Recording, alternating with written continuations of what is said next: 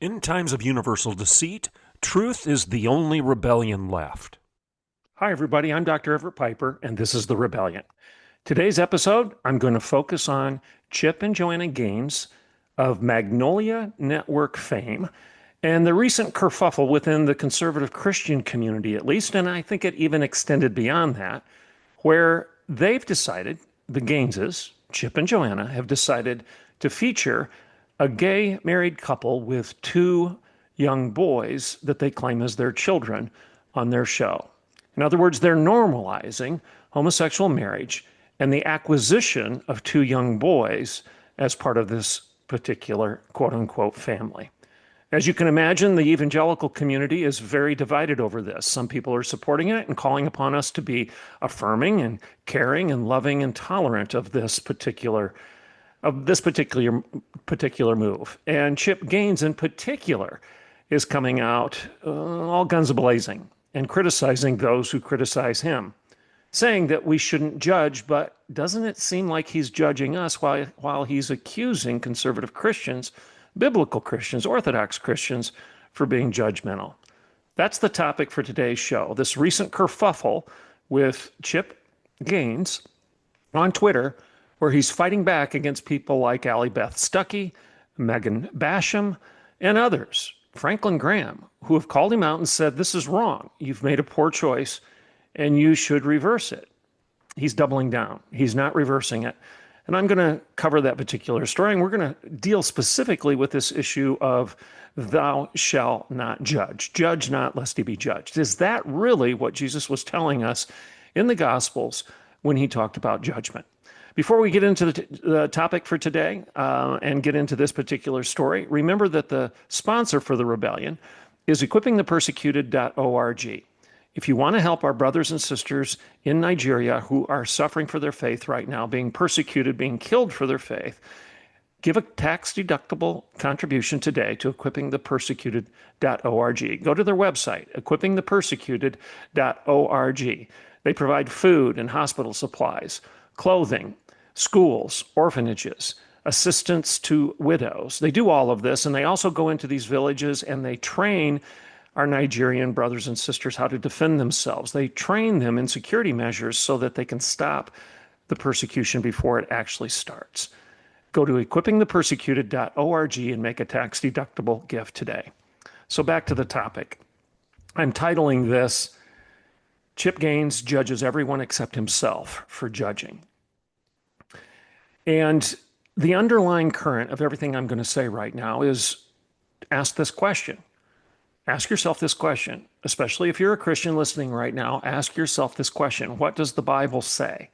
Because one of the verses that we hear over and over again in our culture today, we hear it from the progressive Christian contingent, we hear it from the secular world, we hear it from everybody right now. It seems like everybody knows at least one verse out of the Bible today. It's not John 3:16. It's judge not, lest he be judged. And they stop right there. Is that really what Jesus was saying? Is that the full, complete, contextual nature of his particular sermon, if you want to call it that he was delivering at that time when he was challenging those of religious faith, of religious nature, the conservative Jews of his time, the Pharisees and Sadducees, when he told them to judge not, lest he be judged? What did Jesus mean? Is there more to the story? But let's get back and set the context for this particular, like I've called it, a kerfuffle among conservative Christians right now that's centered around the announcement made by Chip and Joanna Gaines. Like I said, if you don't know who they are, they're of the Magnolia Network of fixer-upper fame. So I think many people, if not almost everybody listening to me right now, will recognize who they are. Chip and Joanna Gaines of the Magnolia Network, the fixer-upper folks, the reality TV where they go in and they choose a house for a needy couple or a needy family, and they fix that house up and they turn it back over to these people as a beautiful home that they can raise their family in or entertain their grandkids in, et cetera, et cetera. It's a great show. One of the reasons that they've been so famous, they've become so popular within the conservative network, is it's implied in the show that they are Christians. They're graduates of Baylor University. That's made pretty clear. And many of the people that they seem to reach out to, at least you get the feeling that they're reaching out to some Christian families, Christian couples, and trying to help them out.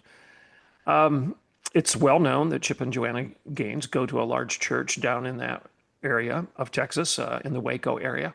And as a result, the Christian community is responding to this announcement that they've made. And again, they're announcing that they're proudly featuring a family, and I put that in air quotes, of two married, I put that in air quotes, men, together with their young surrogacy-purchased boys in an upcoming episode of their show. Now, why do I say surrogacy-purchased? Well, because two men can't have a baby together for obvious biological reasons. And they went out and purchased two boys via surrogacy. So there's lots of stuff wrong with this particular story and why they're featuring it as part of their show. So you can imagine that there was a predictable criticism from the conservative Christian community regarding their decision. And Chip Gaines' response is really as pertinent to today's broadcast as anything, because he defiantly posted the following message on X when several Christian leaders criticized this decision to feature this gay married couple with these purchased children on the Magnolia Network show. So after receiving some pushback and some criticism from conservative leaders, like I said, Allie Beth Stuckey, Megan Basham, Franklin Graham, the list goes on, Chip Gaines posted this particular message on X. He said this, and I quote, "Talk, ask questions, and listen, and maybe even learn. Too much to ask for modern American Christian culture. Judge first and understand later? Never. It's a sad Sunday when non-believers have never been confronted by hate or vitriol until they are introduced to a modern American Christian." Close quote. That's what Chip Gaines put out on X. Now I'm going to read it to you again because it's very snarky and he's getting very defensive. Talk, ask questions, listen, maybe even learn. Too much to ask of modern American Christian culture. Judge first, understand later? Never. It's a sad Sunday when non-believers have never been confronted by hate or vitriol until they are introduced to a modern American Christian. Now, how should we respond to this? Well, I'm going to give you a couple examples of how I would respond. And I would encourage other people that are trying to be biblical, logical, consistent, and contextual. I would consider these to be rational responses for anybody that falls within any of those boxes or camps. First, we might want to point out to Chip that his post is self-refuting in the extreme. Okay? I've said this 1,000 times in my writing and on my podcast. It's just so ironic when you hear people say, "I can't tolerate your intolerance," or "I hate you hateful people," or "I'm sure that nothing is sure. I know that nothing can be known, and I'm absolutely confident there are no absolutes. And you should stop judging. I'm going to judge you right now, and I'm going to make the judgment that you are too judgmental, and you should stop being so judgmental. You're sawing off the very branch upon which you sit. This is self-refuting at every turn. Okay, to claim that somehow Christians are being too judgmental, why he judges us for being too judgmental, is like saying, "I can't tolerate your intolerance," or "I hate you hateful people." You get it? It's self-refuting, and he should understand this. He's not a stupid person, but he's making a very foolish and stupid argument. Just by pointing the finger of accusation outward, he doesn't recognize you got three, I was going to say four, I guess that I can't include the thumb. When you point one finger of accusation outward, you've got three fingers pointed back at yourself. It's the pot calling the kettle black, and he should have recognized this before he clicked post on his tweet that he put out on X this week. So that's my first point. My second point is he seems to be implying that disagreement is synonymous with hate and vitriol. Okay? Disagreement is not synonymous with hate. And debate is not the same thing as vitriol. I'm going to say it 1,000 times over. Disagreement is not synonymous with hate, and debate is not the same thing as vitriol. I'm using his language. He's the one who said hate and vitriol. And he's implying just because people disagree with their decision to feature and normalize and highlight a gay married couple who have purchased two children through surrogacy and make this somehow a good thing to feature on this particular wholesome Christian, I put quotation marks here, Christian program, we have issues with that. And we should be able to say we have issues with that without being labeled hateful or vitriolic. Disagreement is not synonymous with hate, and debate is not the same thing as vitriol. If they were, then Mr. Gaines is guilty of both. Do you get my point? Because he disagrees. He disagrees with me. Does that make him hateful? Does that make him vitriolic? Absolutely not. Not necessarily. His disagreement with what I'm saying right now does not mean he hates me. And just because he wants to engage in a debate with me or Allie Beth Stuckey or Franklin Graham or Billy Bob for that matter doesn't necessarily mean it's vitriolic to engage in the debate. So first of all, he's judging others while he's accusing them of judging, which is self-refuting. And then he's assuming, he's accusing, he's inferring that just because people disagree with him, that they somehow are hateful. It is not synonymous. Because if it were, everybody who's listening to this podcast right now and disagrees with me, including Chip Gaines, is guilty of hate. And that is foolish. That's not necessarily true. Okay. Just because I disagree with someone does not mean I hate them. And engaging in debate does not mean I'm being vitriolic. Dare I suggest that Mr. Gaines needs to grow up a bit and remember the old axiom that sticks and stones may break my bones, but words will never hurt me. Confrontation is good for the soul. And healthy debate is supposed to challenge you. Okay, that's the point of a good disagreement and debate. Strong words are necessary if we're going to be strong men. Strong words are necessary if we are to become strong men and women. King Solomon said it. He said it best. As iron sharpens iron, let one man sharpen another. It's the collision. It's the tension. It's the dissonance that causes growth. Disagreement, strong words, debate, tension, the agon, the wrestle with each other, as well as the wrestling with God. Even Jacob was honored in Scripture because he did what? He wrestled with God. It was that strengthening through adversity that caused Jacob to be changed to Israel. King Solomon, as iron sharpens iron, let one man sharpen another. And I would argue Chip Gaines really exposes himself, because if you go to his Facebook page and his Twitter page, X page, he has this as his social media moniker. He actually puts it up. He says this: no pains, no gains.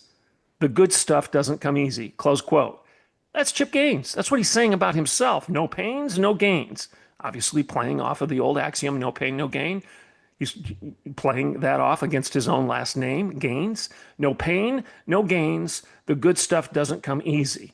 But yet, when he's being confronted with something that makes him feel at less than full ease with himself, dare I say, he is pushing back in what I would argue is kind of an adolescent way, accusing other people of doing the same thing he's doing, accusing other people of being hateful just because they disagree, trying to avoid the debate, and kind of like a spoiled teenager taking his ball and going home. That's what he's doing in social media right now, just because Franklin Graham, Allie Stuckey, and a host of others have called him out and said, wait a second, this is wrong. You shouldn't be doing this. My second point is this. Chip Gaines says this in his post. Do you remember he's emphasizing, well, maybe you guys should listen and learn before you judge. My paraphrase, but that's what he says, and he uses the words listen and learn. Well, if you're going to push us to listen and learn, then I think we might rightly ask you, Chip Gaines, if you're willing to do the same. For example, are you willing to listen and learn from Becket Cook, okay, who confronted you in social media? Becket Cook, if you don't know, is the author of A Change of Affection, a gay man's incredible story of redemption, close quote. That's his book, Becket Cook. He's got a podcast. You need to follow him. Becket Cook, A Change of Affection, a gay man's incredible story of redemption. Becket Cook responds to Chip Gaines and Joanna for hosting this gay couple, and he says this. He says this to him: respectfully, Chip, that doesn't work. Your post doesn't work. You can't platform a gay family on your show, further normalizing it, and then cry foul. You're intentionally or unintentionally leading many astray, close quote. So Becket Cook is saying, as a redeemed man, a Christian who's been transformed, I've been born again, I no longer am identifying myself as a homosexual or a gay person. I'm now a Christian. I'm now a follower of Christ. Read my book, he's basically saying. Read my book. Read my book. Excuse me a second.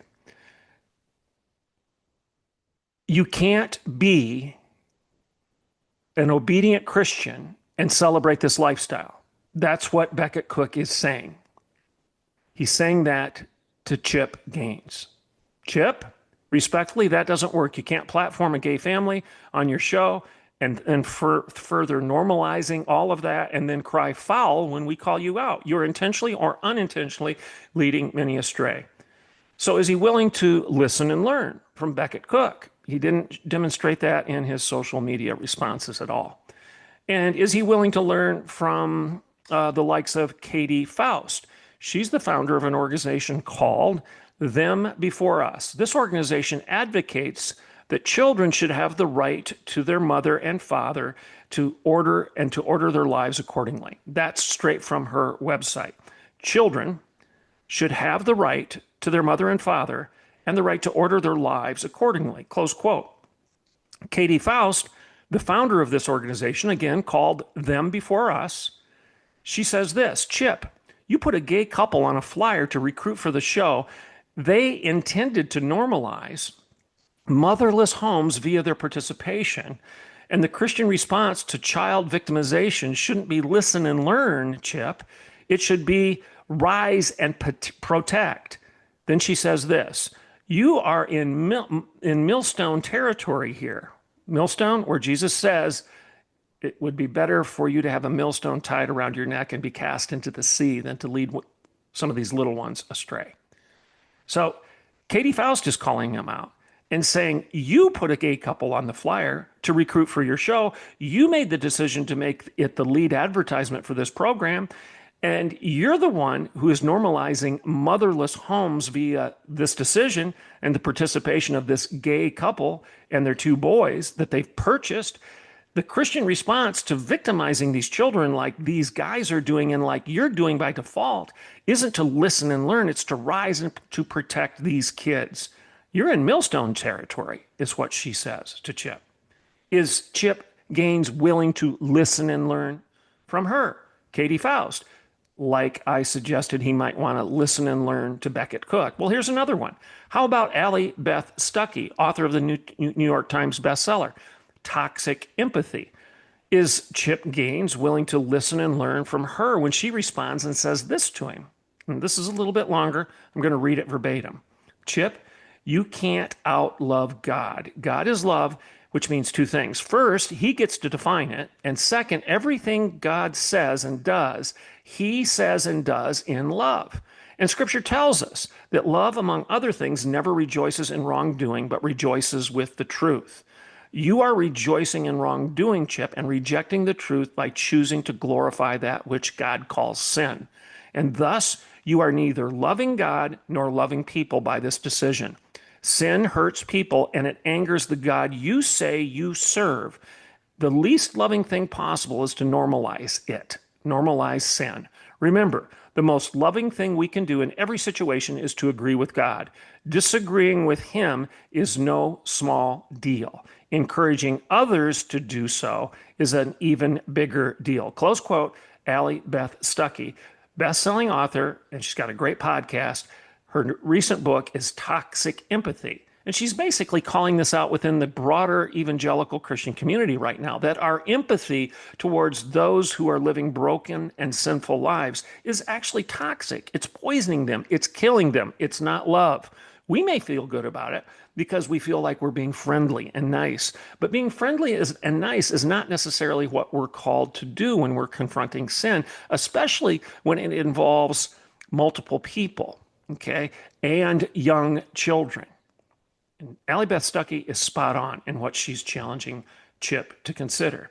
So again, is Chip willing to listen and learn to Becket Cook? Is he willing to listen and learn to Katie Faust? Is he willing to listen and learn to Allie Beth Stuckey? Is he willing to listen and learn from anybody that he's lashing out against right now because they dared to challenge the grand and glorious Chip Gaines and say, wait a second, this is a bad move. This is a bad move. It's a move you didn't have to make. It's a move that normalizes a broken family structure, normalizes aberrant sex, normalizes homosexuality, LGBTQIA identity, and you're dragging children into it by celebrating the fact that these two gay guys have purchased two young boys to be their children.